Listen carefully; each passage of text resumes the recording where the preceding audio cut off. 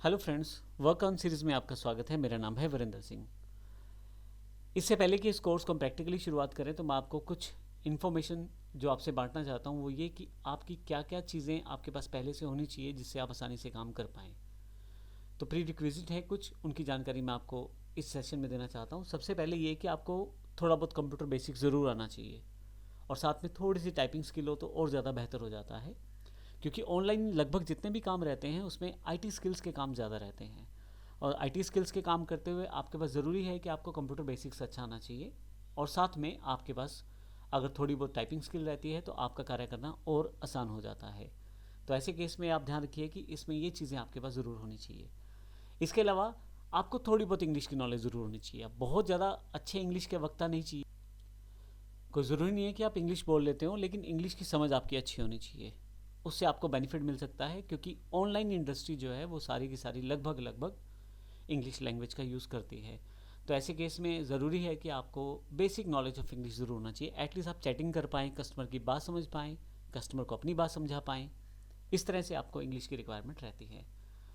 उसके पश्चात जो सबसे इम्पोर्टेंट जो बात है वो ये है कि आपके पास एक स्पेशलाइज्ड स्किल ज़रूर होनी चाहिए।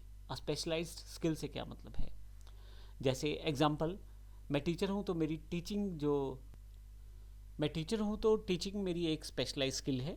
इसी तरह से यदि आपको वेबसाइट बनानी आती है तो आप एक स्पेशलाइज स्किल के मालिक हैं। अगर आपको लोगो बनाना आता है, अगर आपको पैम्फलेट डिज़ाइन करना आता है, आपको ढंग की टाइपिंग आती है जिसमें आप आर्टिकल लिख सकते हैं, तो ये भी एक स्पेशलाइज स्किल है।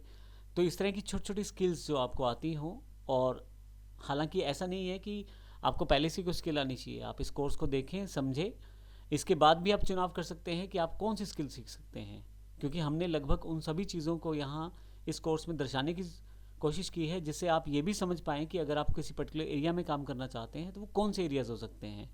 यानी कि अगर आप पहले से बिल्कुल फ्रेशर हैं तो इस कोर्स को देखने के बाद आप ये समझ पाएंगे कि ऑनलाइन मार्केट में क्या क्या रिक्वायरमेंट्स हैं, और आप अपने इंटरेस्ट और अपनी स्किल्स के अनुसार उस पर्टिकुलर प्रोफेशन को या उस रिक्वायरमेंट को पूरा करने के लिए अपना स्किल सेट बना भी सकते हैं, यानी कि वो चीज़ें सीख सकते हैं। इसके अलावा एक लैपटॉप या डेस्कटॉप जिसमें आपके पास इंटरनेट कनेक्शन होना चाहिए ताकि आप आसानी से ऑनलाइन काम कर पाएँ। तो ये हमारे कुछ प्री रिक्विजिट है इस कोर्स को करने से पहले भी और ऑनलाइन काम करने से पहले भी। धन्यवाद।